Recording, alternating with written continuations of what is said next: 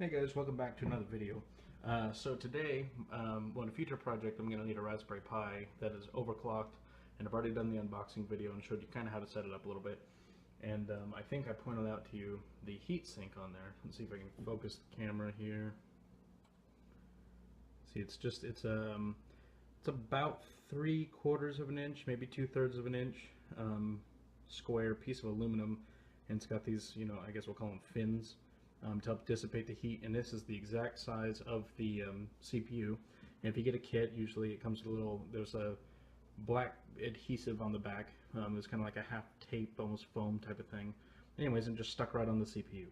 I'm going to overclock it, and I don't want to worry about overheating, so we've replaced it with this. As you can see, slightly bigger, not too bad. And so yeah, I'll just take you through how I made the mount. Super simple. It's literally 2 pieces of wood and 4 screws, and then I screwed it in. You gotta just take some measurements to make sure it's gonna be right where you want it. Got a little piece of copper under here. Don't think you can see it, but so the CPU is this big, right? And then I took a piece of copper that was 1 inch by 1 inch to give a little bit more surface area to the aluminum. Aluminum's a really good heat conductor. Copper's even better, unless there's some compound that I don't know of. Metals. Unless there's some compound that I don't know of. When it comes to metals, copper is the best heat conductor, and aluminum is a fairly close second. Now these screws are steel, but that shouldn't make much of a difference. If anything, we've given the whole heatsink in total more surface area because we've put a post running through there. And then I'll monitor the heat. If it gets bad, which it shouldn't, because you can run it at a normal clock speed with this, and if I overclock it by 2 or 3 megahertz, it shouldn't get too hot. But if it does, I think it's the 6 and 7 GPIO pins, but I'll have to double check. Anyways, I think I can hook up a fan and just set it right on top and plug it into some of these pins back here, and it should work just fine. And that'll really, I would be amazed if this wasn't just passive cooling it well enough, but if we have to, we could throw a fan on there, and that will take care of anything that comes up. So yeah, so let's take you through how to build this. So the only really small amount of cheap copper I could find was this copper pipe. It looks like it's about 2.5 inches maybe. So we had to cut it in half first, and that way we could get a single layer of copper to flatten it out. And then you can see us doing that right here. It's kind of tricky at first because you don't want to really hold on to it while you're banging it against a piece of steel. So you just kind of hammer it a little bit flat at first, and then you can hold on to it a little bit later once it gets flat and it's not jumping around as bad. Now we get somewhere.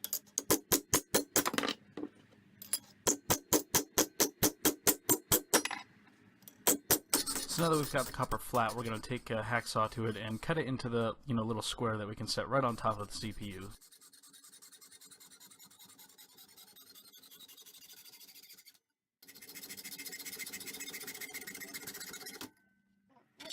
And here, just to make sure we don't damage any electronic components, we're taking that piece of copper that we just cut to, I think this is 100 grit sandpaper, just to get the edges off so it's not quite as sharp. Also, it's safe for the handles, you don't slice your thumb open or something.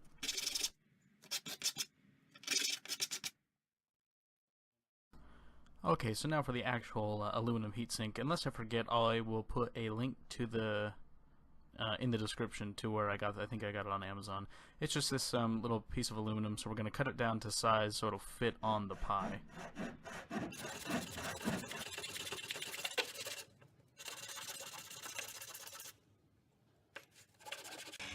And here we're just cutting a piece of that 1/4 inch plywood to build the frame on. It's actually project board, not even plywood. And as you can see here, I've got that piece of project board we just cut, and I'm taking a pen and marking the holes for the Raspberry Pi, so I can drill those holes exactly.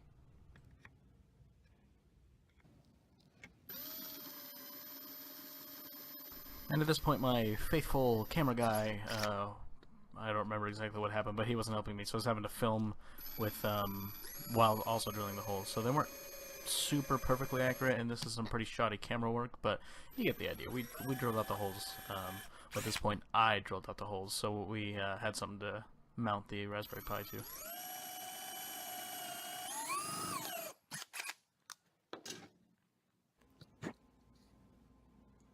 Alright, Alright, so as you can see here, I've got the pie out of its case, and I've got this little square of plastic I just cut off of, actually I don't even remember what it was off of, but it's just any plastic will do, you know, out of some kind of container.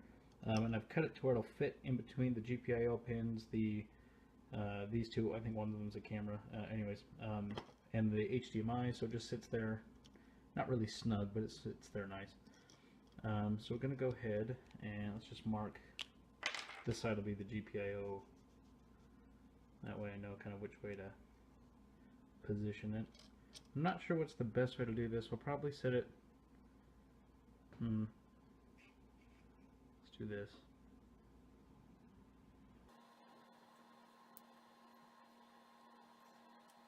So there, I don't know if you quite can see that, so just pull it up here. I've drawn a little square on there. It's not quite perfectly square, but I'm going to go corner to corner. Hopefully I'll go get a straight edge so I can cut it with this. And we'll just cut a square out here, and then we might have to trim it as we need to fit it right over the processor. So when we put that thermal compound on there, the plastic will protect any of these little bits from getting it on there.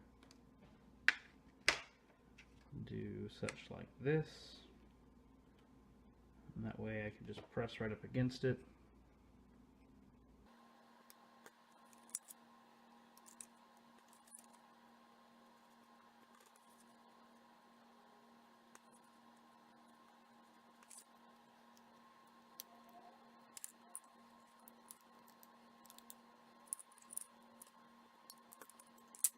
And here I've already got the square cut out, so I'm just trimming it up a little bit to make sure it's got a nice, tight, snug fit around that CPU.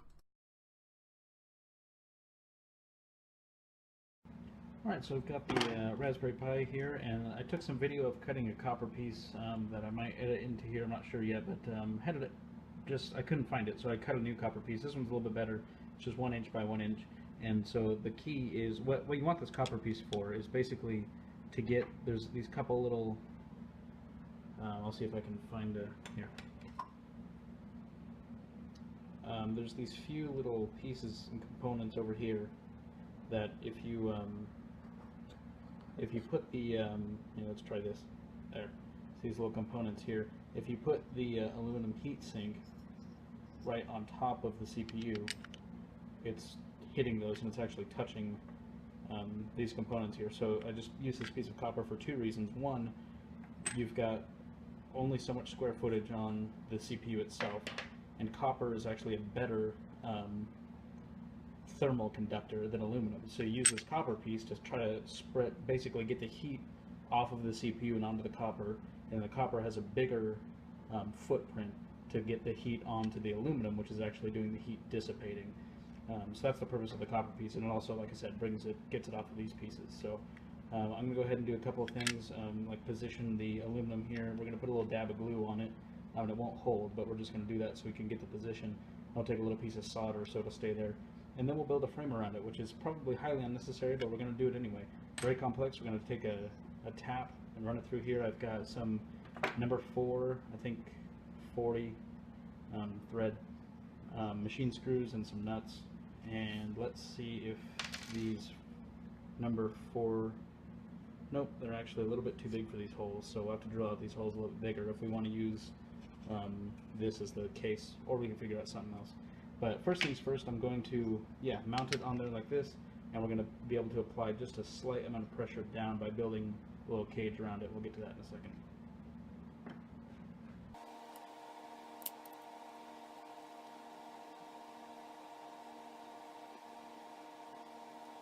Alright, so it's actually the next day. I planned to do it just a half hour later or so, but I'll pull this up and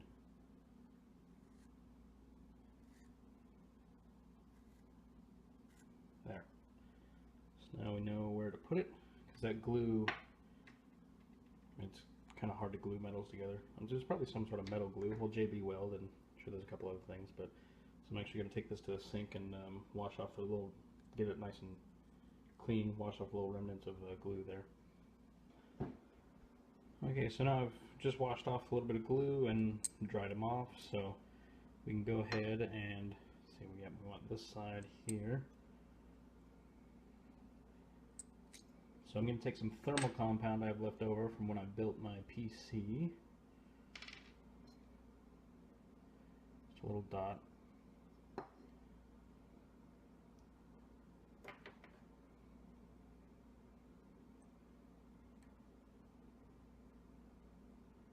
Okay, so after trying to solder the copper piece onto the aluminum piece in an epic fail and a burnt hand, I decided to move on. So we got a number 4 tap, and for that you need a 5 64ths drill bit. So I drilled a hole into the aluminum with the 5 64ths, and then just ran a tap through it to thread it. Then you can see there, ran the screw through to do a test run, and sure enough, it worked just fine. So it was really bothering me that there was nothing holding the two together except for the thermal compound. So I went and got some epoxy, and as you can see there, just mix it up in a little plastic container and used a paper clip to put it on there, so that's going to hold the copper and aluminum piece together.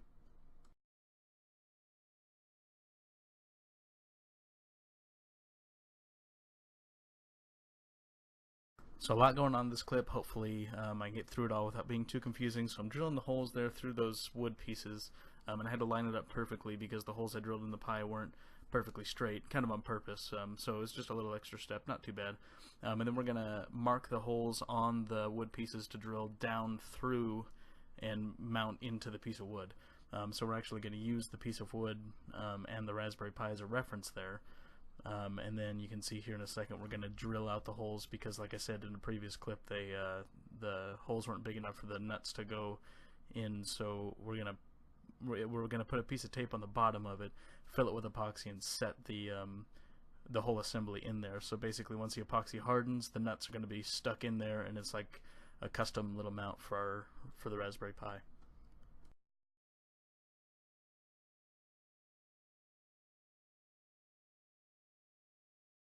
Alright, so this part's pretty simple, but I just figured I'd talk through it a little bit. Had to take a screwdriver to actually back these screws up out of the epoxy because the epoxy did grab onto them a little bit. And then so now there's basically just threading through the holes on the pie and everything to make sure everything's cleaned out. And kind of the last thing here, we're taking that X-Acto knife and cleaning out any remnants left in the nuts, and then we're going to run those screws through a couple times, as you can see there, and make sure everything's fit so we're not putting any stress on the board itself. Now, one thing I forgot to mention is we're going to take a little piece of this vinyl tube here, and that'll be used as a stand so the Raspberry Pi is not being pressured into the, basically because there's little metal components on the back, and we don't want those being pushed into the wood because that could damage them. So those little things will act as a standoff. Okay, so one of the things I just wanted to touch on real quick, I mentioned it just briefly in the last clip, but these pieces of vinyl tubing here, I think I've got 100 feet of it or something, maybe 50 feet, maybe 25 feet, I don't really remember, it was a long time ago. But anyway, so this is the tap, but it's the same size as the screw pretty much. As you can see, it fits right in there, but obviously it's not big enough for the Raspberry Pi to fit in, so I just use that there, and the reason for it, I got one on each screw obviously, and the reason for that was just like I said, maybe you can see in there all little metal components, plus this is relatively fragile. I mean, it's a computer chip, that's not really the right terminology, but hopefully you know what I mean. So I didn't want all that pressure pushing on the Pi itself, so it's localized at these 4 points where it's kind of designed to take a load anyway. You can see, hopefully there, you see this little, I guess that's green maybe, color, I'm colorblind, but that little ring there is where it's supposed to be mounted, so it's localized on those points, all the pressure, and then it's squishy too, so the vinyl's going to squish before the chip actually breaks. So yeah, just want to touch on that before we end the video. So there you go, that's how you make a way over-engineered heatsink. So hopefully you were able to learn something from this, and if you, what I'm doing with this, I'm going to make it a server, probably just a Minecraft server, but I'm going to install ZRAM, which downloading RAM kind of sounds like, headlight fluid or muffler bearings. Like, you're not supposed to be able to download RAM, but download a program which compresses the RAM, but that takes a few extra clock cycles. So then you overclock it, and hopefully you get like a regular performing Raspberry Pi with double the RAM, essentially is what I'm going for. Anyways, yeah, we're going to use it as a Minecraft server at first, mostly just as a proof of concept to see if we can make a server out of Raspberry Pi, and I might make a video on that. And then it probably will end up just being a regular server for future endeavors. It'll be, this will definitely be an experiment piece, this Raspberry Pi. So yeah, thanks for watching.